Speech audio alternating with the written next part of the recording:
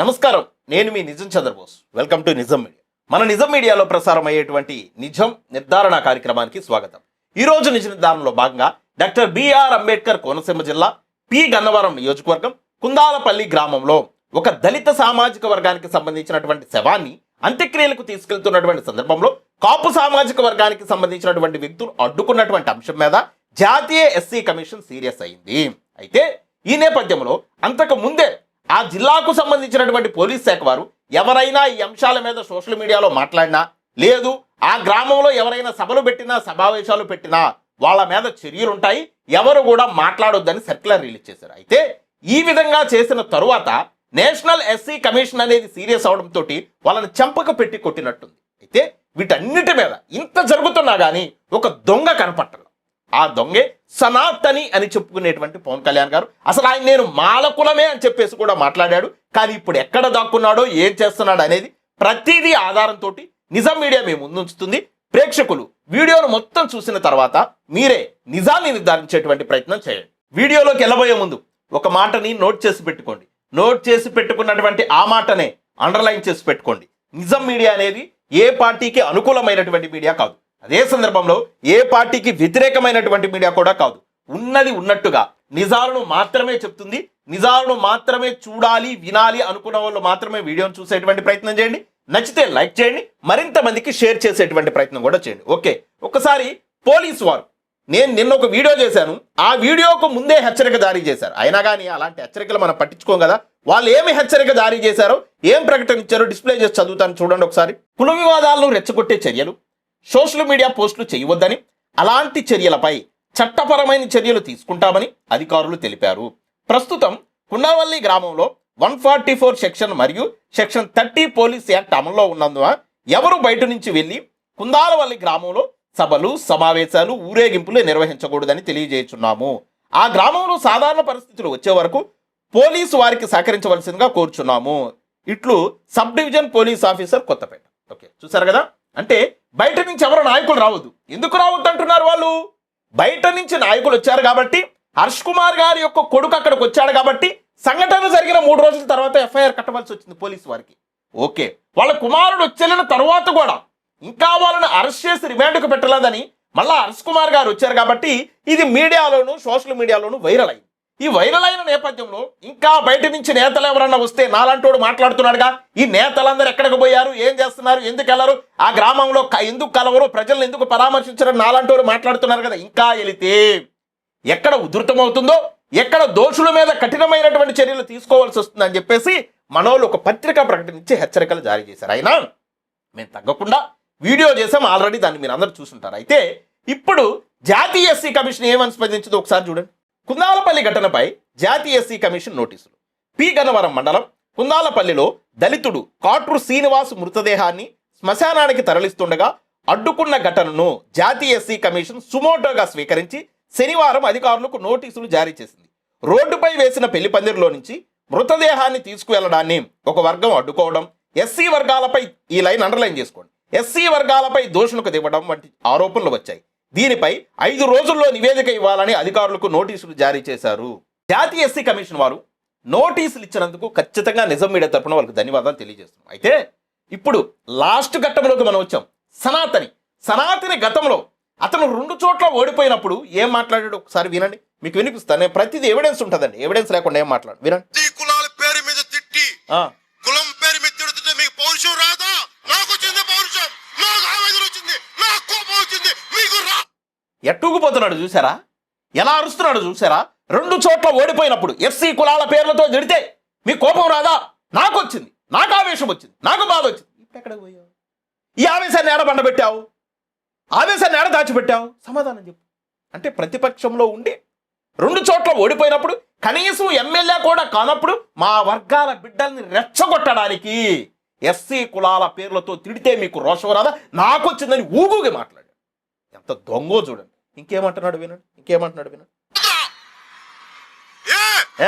ఎందుకు రాదు మీకు? ఊరికం చేస్తున్నారా వారికి? అబ్బా, మీకు పౌరుషం రాదా? అబ్బా, నాకు ఆవేదన కలిగింది, అందుకు ఊడిగం చేస్తున్నారా? ఆవేశం రాదా? నాకు ఆవేశం కలిగింది. ఇప్పుడు నేను అడుగుతున్నా, ఎస్సీ రిజర్వ్డ్ కాన్స్టిట్యున్సీ ఆ జిల్లాకే డాక్టర్ బిఆర్ అంబేద్కర్ గారి యొక్క పేరు పెట్టారు.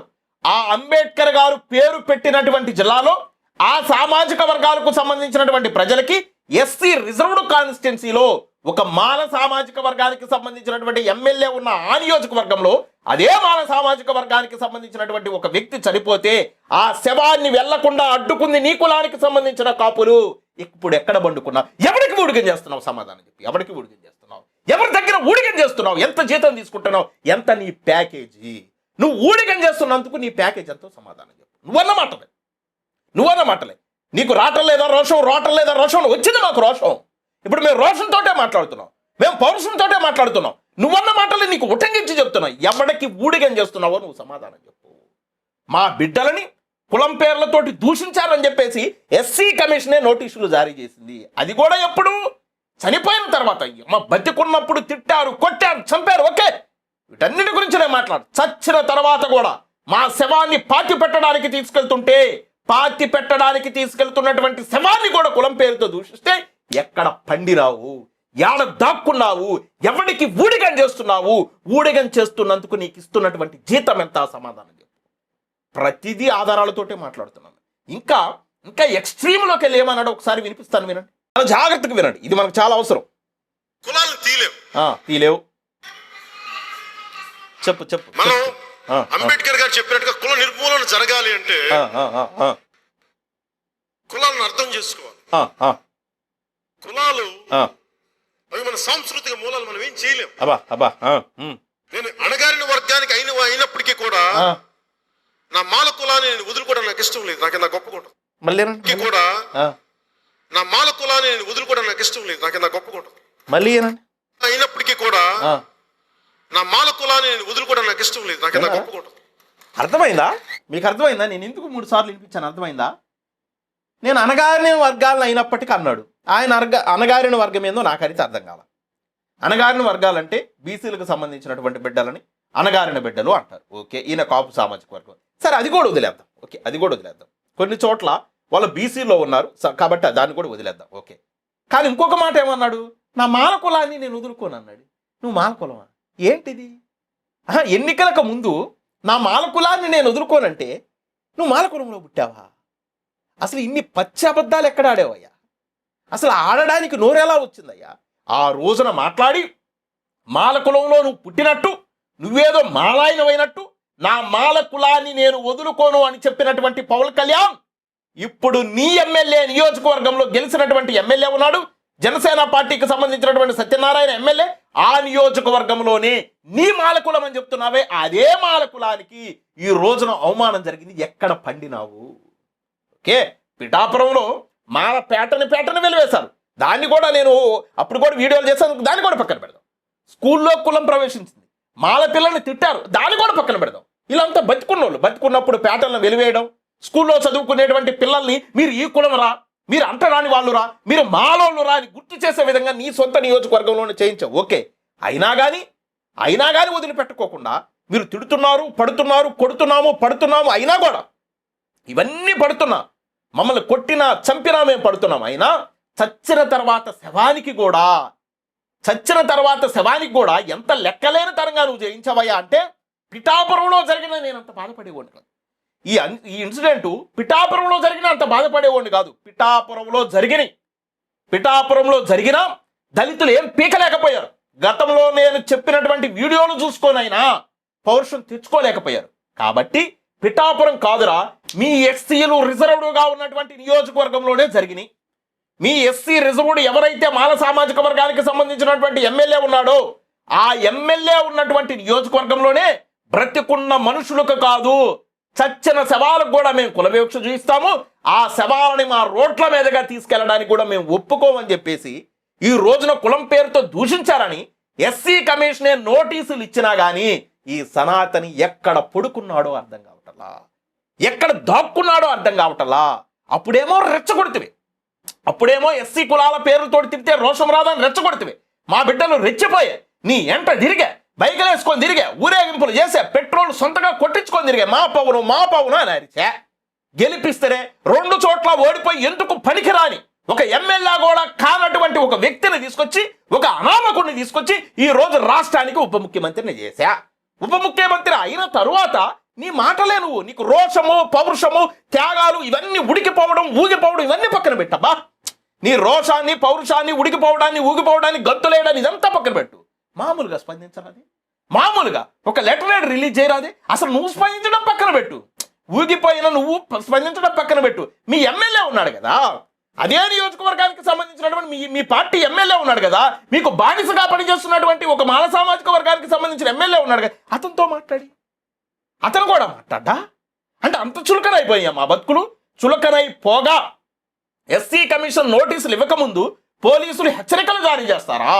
ఆ గ్రామానికి వెళ్ళొద్దంటారా? నేను అంటున్నా పోలీసు వారిని, నేను అడుగుతున్నా, అయ్యా మీకు కుటుంబాలు ఉన్నాయి, మీరు మనుషులే, మీ కుటుంబాల్లో ఈ విధంగా జరిగితే, మీ కుటుంబంలో చనిపోయినటువంటి వ్యక్తులకి అమర్యాదగా ఈ విధంగా జరిగితే, మీ కుటుంబాలకు సంబంధించినటువంటి వ్యక్తులను ఆ విధంగా శవాలను ఆ విధంగా పొలాల్లో గుండా తీసుకెళ్లవలసినటువంటి సిచ్యువేషన్లో ఆసన్నం అయితే మీరు ఇలాగే మాట్లాడతారో సమాధానం చెప్పండి. మీకు అలా జరగాలని నేను కోరుకోను. నేను ఒక అంబేద్కర్ వాదిగా, ఒక రాజ్యాంగాన్ని గౌరవించేటువంటి వ్యక్తిగా ప్రతి వ్యక్తి కూడా స్వేచ్ఛగా సమానత్వంగా బ్రతకాలని కోరుకుంటాను. కానీ మీరు చేస్తున్నటువంటి తీరు అది కరెక్ట్ కాదు. కనీసం పరామర్శించుకునేటువంటి హక్కు లేదా? అరే ఎమ్మెల్యే మాట్లాడు, ఆ పార్టీకి సంబంధించిన పవన్ కళ్యాణ్ గారు మాట్లాడు, స్టేట్లో ఉన్న ఎస్సీ కమిషన్ చైర్మన్ ఆ గ్రామానికి రాడు, కానీ మా నేతలు కూడా అక్కడికి వెళ్ళి వాళ్ళు పరామర్శించడానికి అవకాశం లేదంటే, అక్కడ 144 సెక్షన్ పెడితే, పోలీస్ యాక్ట్ 30 పెడితే ఎవరు వెళ్ళకూడదంట, కేసులు కడతారంట, ఎవరు మాట్లాడకూడదంట. ఇదేంటి చెంపదెబ్బ కొట్టినట్టు నేషనల్ ఎస్సీ కమిషన్, మా పెదనాయన డాక్టర్ బిఆర్ అంబేద్కర్ గారు రాజ్యాంగంలో కల్పించినటువంటి రాజ్యాంగబద్ధమైనటువంటి వ్యవస్థ, జాతీయ ఎస్సీ కమిషన్ ఈరోజు స్పందించి నోటీసులు ఇచ్చింది. సమాధానం చెప్పండి అయ్యా. ఖచ్చితంగా పోలీసు వారు ఏం చర్యలు తీసుకున్నారు బయట పెట్టండి. ఎవరెవరిని అరెస్ట్ చేశారో బయట పెట్టండి. ఎంతమందిని అరెస్ట్ చేశారో బయట పెట్టండి. ఎంతమందిని రిమాండ్కు పెట్టారో బయట పెట్టండి. మేము చట్టబద్ధంగానే కోరుకుంటామయ్యా. మేము చట్టానికి వ్యతిరేకంగా ఏది కోరుకోం. మేము ఎప్పుడు కూడా తిరుగుబాటు చేయాల. మేము ఎప్పుడు కూడా దాడులు గురి కాబట్ట జాతులకు సంబంధించిన వ్యక్తులమే కానీ మేము దాడులు తిరిగి చేయాల, ఎక్కడా చేయాల. మీరు కారంచేడు దగ్గర నుంచి చూసుకోండి. ఇదే తెలుగుదేశం పార్టీ అధికారంలో ఉన్నప్పుడు కారంచేడులో మాదిగల్ని ఊచుకోత కోసారు, చెల్లెలను చెరిచారు. అయినా కానీ ఎక్కడా కూడా ప్రతిఘటన ఉద్యమం చేయలేదు. కోర్టులనే నమ్ముకున్నా, కానీ కోర్టులు ఒక్కళ్ళు కూడా శిక్ష వేయాల. కారంచేడులో అంత నరమేధం జరిగితే ఒక్కళ్ళు కూడా శిక్ష వేయాల. ఏదో పీపుల్స్ వారోళ్ళు ఆ చెంచురామయ్య గారిని చంపారు అంతే. కానీ ఎప్పుడు కూడా మేము న్యాయ వ్యవస్థను దాటి బయటికి వెళ్ళి ప్రతిఘటన ఉద్యమం చేయలేదు. ఓకే, కారంచేడు అయిపోయింది. చుండూరులో మాలల్ని ఏ విధంగా చంపారు? మాలా మాదిగల్ని ఇద్దరిని కలిపి చంపి నరికి ముక్కలుగా చేసి గోతాలలో కుక్కి తుంగభద్ర నదిలో తొక్కితే ఆ శవాలకి ఆ ముక్కలకి పోస్ట్ మార్టం చేసినటువంటి డాక్టర్ ఊరేసుకొని చచ్చిపోయాడు. అంటే ఒక మనిషిని ఇలా కూడా చంపుతారా? నా దళిత సామాజిక వర్గాలకు సంబంధించినటువంటి బిడ్డల యొక్క ప్రాణాలని ఒక కోడి కన్నా, కుక్క కన్నా, మేకపోతు కన్నా హీనంగా ముక్కలుగా నరికి చంపారే. ఇంత దారుణమైనటువంటి పోస్ట్ మార్టం నేను ఎప్పుడు చేయలాదని చెప్పేసి పోస్ట్ మార్టం చేసిన డాక్టర్ ఊరేసుకొని చచ్చిపోయాడు. అయినా ఉగ్ర నరసింహారెడ్డి అనే ఒక రెడ్డి వచ్చి చుండూరులో చంపినటువంటి నరహంతకులందరినీ రిలీజ్ చేసి పడేశాడు. ఇప్పుడు ఎవరు దోషులు, ఎవరు శిక్ష అనుభవించట్లా. ఇప్పటికీ చుండూరు కేసు సుప్రీంకోర్టులో పెండింగ్లో ఉంది. అయినా మా బిడ్డలను చంపుకున్నటువంటి మేము చుండూరులో చేసినటువంటి దమనకాండకి, రెడ్లు కాపులు కలిసి చేసినటువంటి ఆ దమనకాండకి ఏ రోజు కూడా ప్రతిఘటన ఉద్యమం చేయలేదు. తిరిగి దాడులు ఎక్కడా చేయలేదు. న్యాయ వ్యవస్థలను నమ్ముకున్నాం. హైకోర్టులో ఉగ్ర నరసింహారెడ్డి మోసం చేస్తే సుప్రీంకోర్టుకి వెళ్ళాము తప్పితే న్యాయ వ్యవస్థలను కూడా మేము ఏ రోజు దూషించలేదు. న్యాయ వ్యవస్థలనే పట్టుకొని ఉన్నాం. ఈ 2 అంశాలే కాదు, ప్రతికొండ, నీరు కుప్పం, ఇవన్నీ కూడా పిప్పిరి, మొత్తం ప్రతి అంశాన్ని కూడా మేము కోర్టులనే నమ్ముకున్నాము తప్పితే ఎక్కడా కూడా మేము ఒక్క అడుగు కూడా ప్రతిఘటన ఉద్యమం వైపు వేయలేదు. నీరుకొండలో మాలలని, యాదవులని కలిపి చంపినా కూడా ప్రతిఘటించలేదు, కొట్టలేదు. మేము ఇళ్ల మీద పడి రాక్షసుల్లాగా ప్రవర్తించలేదు. జనాభా ఏమలేమంటే కోట్ల మంది ఉన్నాం. అరే జనమంతా మేమే కదా, ఎస్సీ ఎస్టీ బీసీలమే కదా జనమంతా. అయినా ఏ రోజు కూడా ఒక ప్రతిఘటన మేము చేయలేదు, ఒక తిరుగుబాటు చేయలేదు, ఒక దాడులు చేయలేదు. శాంతియుతంగానే మేము ఉన్నాము. న్యాయాన్ని నమ్ముకున్నాము, కోర్టులనే నమ్మాము, రాజ్యాంగాన్ని నమ్మాము. మాకు రెడ్డ బుక్కులు, ఆ బుక్కులు, ఈ బుక్కులు లేవు. మాకున్నది ఒకే ఒక బుక్కు, భారత రాజ్యాంగం. ఆ రాజ్యాంగాన్ని నమ్ముకొని ఉన్నాం తప్పితే ఎక్కడా కూడా మేము దాడులు చేసినటువంటి చరిత్ర లేదు. ఎక్కడా మేము చంపలేదు, మేము చంపబడ్డాము. ఎక్కడా మేము రేపులు చేయలేదు, రేపులు చేయబడ్డాము. ఎక్కడా మేము అత్యాచారాలు చేయలేదు, అత్యాచారాలు గురి కాబడినటువంటి జాతులకు సంబంధించినటువంటి బిడ్డలము. అయినా ఏ రోజు కూడా మేము గీత దాటి ప్రవర్తించినటువంటి చరిత్ర లేదు. కానీ స్వేచ్ఛగా డాక్టర్ బాబాసాహెబ్ అంబేద్కర్ గారు ఇచ్చినటువంటి రాజ్యాంగానికి అనుసరిస్తూ రాజ్యాంగబద్ధంగా మాకు జరిగినటువంటి అన్యాయాన్ని చెప్పుకునేటువంటి హక్కు కూడా మీరు ఇవ్వనంటే అది 100% తప్పని ప్రతి ఒక్కరూ సమాధానం చెప్పుకోవాల్సిన రోజు ఒక రోజు వస్తుంది. అది ఖచ్చితంగా ఆ రోజు మీకు కూడా వస్తుందని, అలాంటి చర్యలు మీరు చేయొద్దని, ఆ గ్రామంలో జరిగినటువంటి అన్యాయాన్ని, ఆ గ్రామంలో ఉన్నటువంటి బిడ్డలకి వెన్నుదన్నుగా ఉండడానికి వచ్చేటువంటి వ్యక్తులను దయచేసి రానివ్వండి. మేము ఎక్కడ శాంతి భద్రతలకు విఘాతాలు కలిగించినటువంటి చరిత్ర మాకు లేదు. ఎప్పుడు అలాంటివి చెయ్యలేదు. చేసిన చరిత్ర ఉన్న వాళ్ళకేమో మీరు అండగా నిలబడుతూ మంచి చరిత్ర ఉన్నటువంటి మమ్మల్ని అడ్డుకోవటం మాత్రం 100% తప్పని పోలీసు వారికి నేను మళ్ళా విజ్ఞప్తి చేస్తున్నా, డిమాండ్ చేస్తున్నా. మీరు ఎవరెవరిని అరెస్ట్ చేశారు బయట పెట్టండి, ప్రెస్ మీట్ పెట్టండి. ఎంతమందిని రిమాండ్కు పెట్టారు బయట పెట్టండి. రిమాండ్లో ఎన్ని రోజులు ఉంచుతారు బయట పెట్టండి. కఠినమైన శిక్షలు ఏమేశారు బయట పెట్టండి. అవి బయట పెట్టకోకుండా మమ్మల్ని వీడియోలు చేయొద్దంటే, మా నాయకులను అక్కడ పరామర్శించడానికి రావద్దంటే మా హక్కులను కాలరాసినట్టే. హక్కులను కాలరాసినటువంటి ప్రతి ఒక్కళ్ళు కూడా శిక్షకు అర్హులే. అది రేపవచ్చు, ఎల్లుండవచ్చు, అవతలెల్లుండవచ్చు, 1 సంవత్సరం అవ్వచ్చు, 2 సంవత్సరాలు అవ్వచ్చు, 10 సంవత్సరాలు అవ్వచ్చు. ఖచ్చితంగా రాజ్యాంగబద్ధంగా మీకు పడవలసినటువంటి శిక్ష 100% పడుతుందని మా నిజం మీడియా మాత్రం ప్రతి సందర్భంలో ఉన్నది ఉన్నట్టుగా చెప్తూ, ఏ వర్గాలైతే అధికారానికి దూరంగా ఉన్నాయి, ఏ వర్గాలైతే రాజ్యాధికారం అనేటువంటి మెట్లు కూడా ఎక్కకుండా ఉండిపోయాయి, ఏ వర్గాలైతే పాలనా వ్యవస్థలో భాగస్వామ్యం కాకుండా ఉన్నాయో ఆ వర్గాలకు సంబంధించినటువంటి ప్రజలను నిరంతరం ఓటు చైతన్యం చేస్తూ డాక్టర్ బాబాసాహెబ్ అంబేద్కర్ గారి యొక్క అడుగుజాడల్లో నడిపిస్తూ కాన్సీరామ్ గారు చెప్పినట్లు ఎవరైతే రాజ్యాధికారంలో భాగస్వాములు కారో ఆయా జాతులు ఉనికినే కోల్పోతాయనేటువంటి అంశాన్ని ప్రజలను వెన్ను తట్టి లేపి చెప్తూ నిరంతరము కూడా నిజాలతోటే ఓటు చైతన్యం చేస్తాం. కాబట్టి మా నిజం మీడియా మాత్రం ప్రతి సందర్భంలో బాధితులు ఎవరైనా కులాలకు అతీతంగా వాళ్ళ పక్షానే నిలబడి మాట్లాడుతుంది. కాబట్టి మా వీడియోస్ కనుక మీకు నచ్చితే లైక్ చేయండి, షేర్ చేయండి, మన ఛానల్ సబ్స్క్రైబ్ చేసుకోండి.